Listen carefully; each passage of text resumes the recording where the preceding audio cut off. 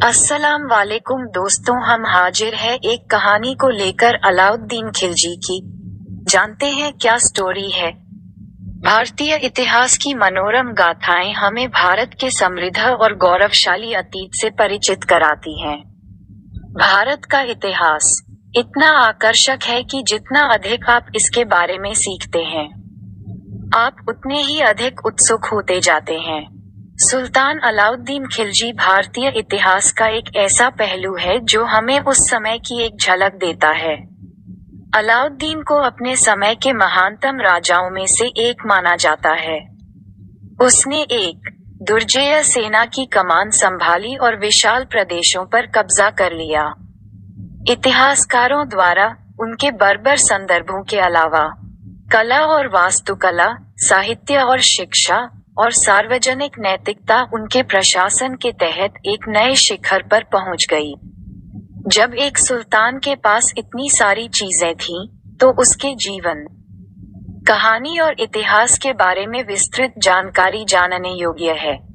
एक अफगानी के रूप में पैदा हुआ 16वीं 17वीं शताब्दी के इतिहासकार हाजी उद दबीर के अनुसार अलाउद्दीन खिलजी का जन्म अली गुरशाप के रूप में कला ज़ाबुल प्रांत, अफगानिस्तान में हुआ था।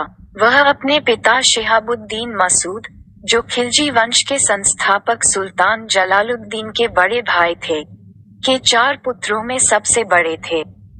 खिलजी वंश के संस्थापक द्वारा उठाया गया अपने पिता की मृत्यु के बाद अलाउद्दीन का पालन पोषण उसके चाचा जलालुद्दीन ने किया, जो खिलजी वंश का संस्थापक था।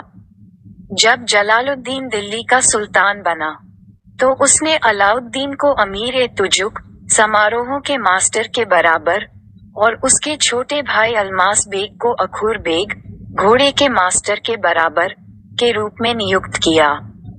एक पारिवारिक व्यक्ति अलाउद्दीन और उनके छोटे भाई अल्मास बेग दोनों ने जलालुद्दीन की बेटियों से शादी की।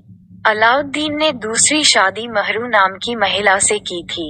उन्होंने आगे कमला देवी और झात्यापाली नाम की 2 अन्य महिलाओं से शादी की। इतिहासकारों के अनुसार अलाउद्दीन के खिज्र खान, शादी खान, कुतुब उद्दीन मुबारक शाह और शिहाब उद्दीन उमर नाम के 4 बेटे थे। हालांकि इतिहासकारों द्वारा उनकी बेटियों का कोई संदर्भ नहीं है। कुछ इतिहासकारों का ये भी कहना है कि जलालुद्दीन की बेटी मल्लिका है जहां के साथ अलाउद्दीन की शादी खुशी से नहीं हुई थी।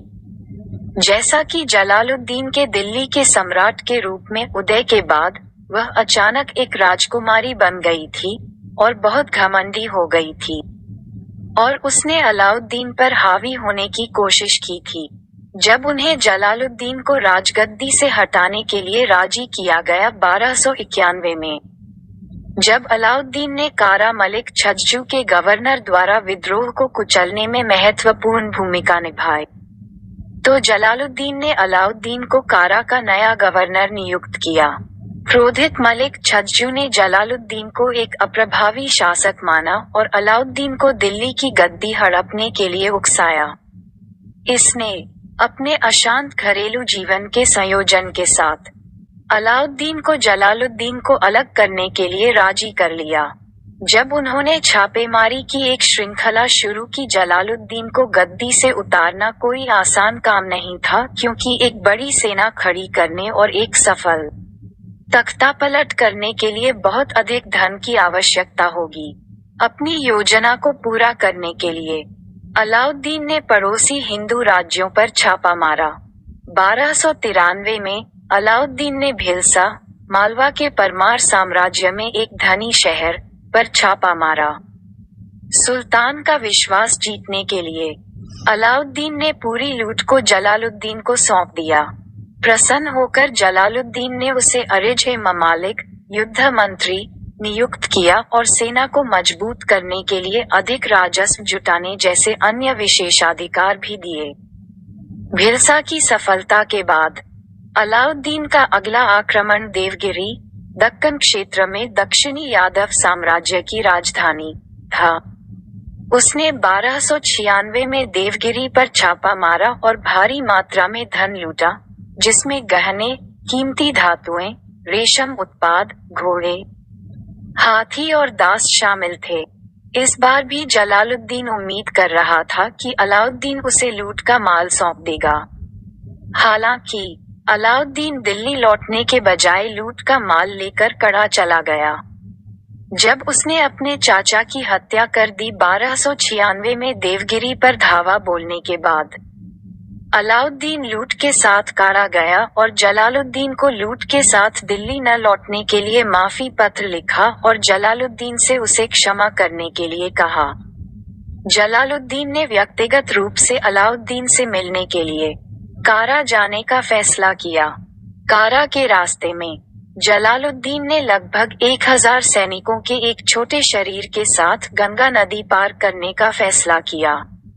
20 जुलाई 1296 को जब जलालुद्दीन कारा में गंगा नदी के तट पर अलाउद्दीन से मिला, तो अलाउद्दीन ने जलालुद्दीन को गले लगा लिया और उसकी पीठ में छुरा घोंपा और खुद को नया राजा घोषित कर दिया।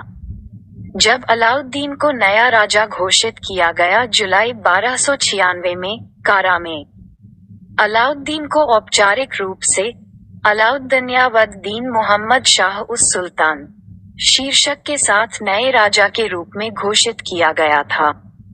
अपने स्वर्गारोहण तक उन्हें अली गुरशाप के नाम से जाना जाता था। उसने अपने अधिकारियों को अधिक से अधिक सैनिकों की भर्ती करने और एक उदार सम्राट के रूप में चित्रित करने का आदेश दिया। उन्होंने कारा में एक मुकुट के बीच 5 मन, लगभग 35 किलो, सोना बांटा।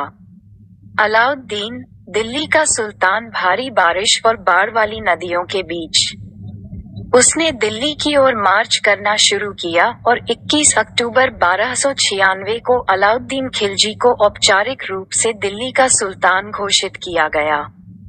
इतिहासकार जियाउद्दीन बर्नी के अनुसार दिल्ली के सुल्तान के रूप में अलाउद्दीन का पहला वर्ष दिल्ली के लोगों द्वारा अब तक का सबसे सुखद वर्ष था। अलाउद्दीन का विस्तार साम्राज्य अपने शासनकाल के दौरान अलाउद्दीन ने भारतीय उपमहाद्वीप के एक विशाल क्षेत्र में अपने राज्य का विस्तार किया। उसने रणथंबोर, गुजरात, मेवाड़, जालोर, मालवा, मबार, वारंगल और मदुर पर विजय